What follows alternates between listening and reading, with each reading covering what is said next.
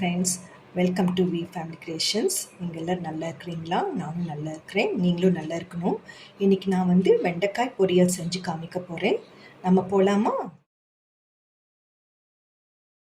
First வெண்டைக்காய் இது 1/2 kilo எடுத்திருக்கேன். நான் வெண்டைக்காய் சின்னதாக கட் பண்ணி வச்சுருக்கேன். அப்புறமா ஆனியனு, இது சின்ன வெங்காயம் தான். இது 20-25 இருக்கும். இதில் கட் பண்ணி வச்சுருக்கேன். இதுக்கு தாளிக்க கடுகு, அப்புறம் இதுக்கு தேங்காய் துருவல் பாதி கப் எடுத்திருக்கேன். பாதி கப்னா கொஞ்சமாக போதும், அதிகமாக போட்டாலும் தப்பில்லை, போடலாம். அப்புறமா கொஞ்சமாக இதுக்கு கொத்தமல்லி, அவ்வளோதான். நான் இப்போ செஞ்சு காமிக்கிறேன், பார்க்கலாமா? ஸ்டவ் ஆன் பண்ணிக்கலாம். ஆயில் ஊற்றிக்கலாம்.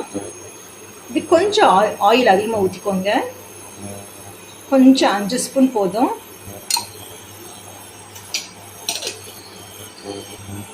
கொஞ்சம் எண்ணெய் சூடாகட்டும்.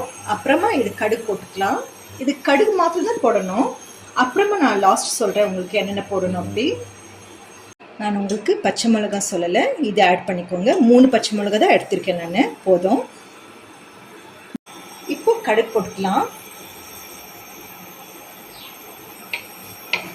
கொஞ்சம் வெடிக்கட்டும். இது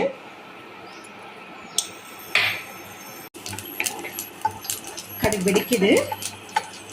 இப்போ நம்ம வெங்காயம் போட்டுக்கலாம்.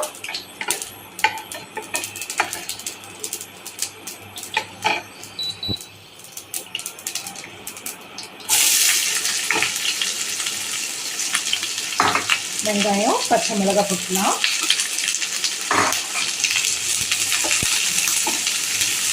கொஞ்சம் இது அப்படியே வதக்குங்க.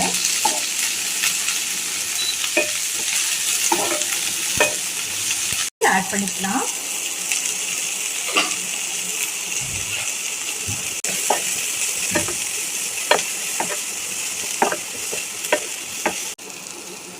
உப்பு தேவைக்கு ஏற்ப போட்டுக்கலாம்.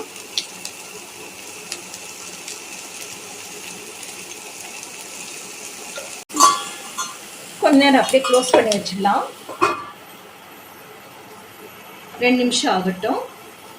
இப்போ ஓப்பன் பண்ணிக்கலாம். தள்ளிடிச்சலாம்.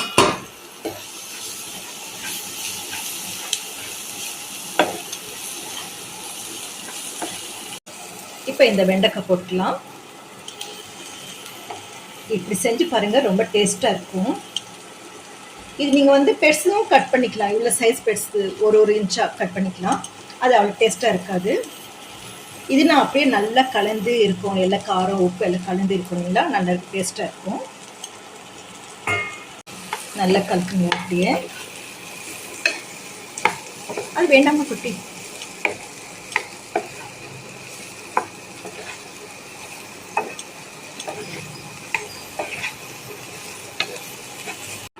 இப்போ ஓப்பன் பண்ணிக்கலாம்.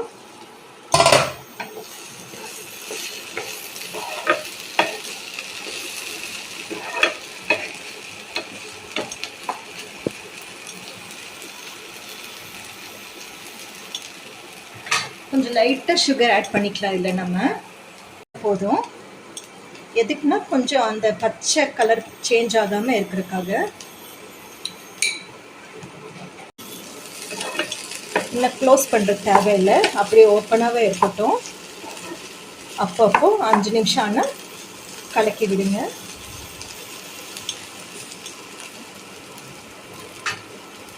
இப்போ தேங்காய் துருவல் போட்டுக்கலாம்.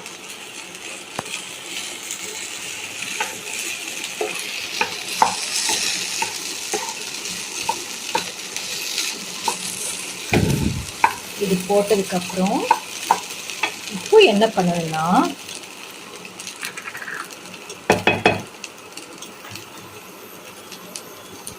பெப்பர் பவுடர் நான் 1 ஸ்பூன் ஆட் பண்ணிக்கிறேன்.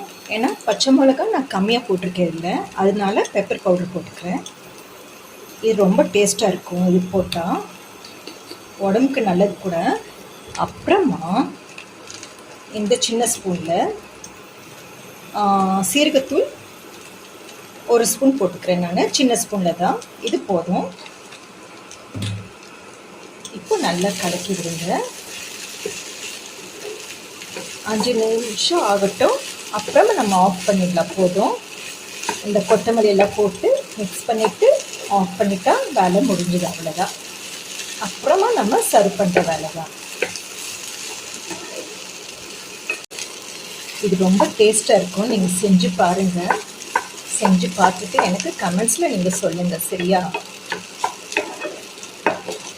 சப்பாத்தி கூட நீங்கள் தொட்டு சாப்பிட்லாம். இது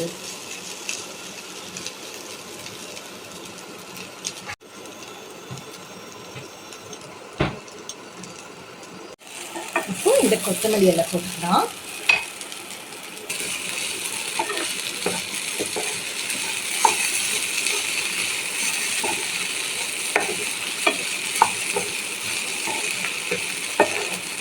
இப்போ ஆஃப் பண்ணிடலாம். அவ்வளோதாங்க. இப்போ நான் சர்வ் பண்ணி காமிக்கிறேன். தேங்க்யூ ஃபார் வாட்சிங். Take care. God bless you to all. இன்னைக்கு நீங்கள் பாருங்கள். இது செஞ்சு பார்த்துட்டு எனக்கு சொல்லுங்கள். சப்ஸ்கிரைப் பண்ணுங்கள், லைக் பண்ணுங்கள், கமெண்ட்ஸும் அனுப்புங்க. யார் யார் ஃபஸ்ட்டு பார்க்குறீங்களோ அவங்க எல்லோரும் சப்ஸ்கிரைப் பண்ணுங்கள், மறக்காதீங்க.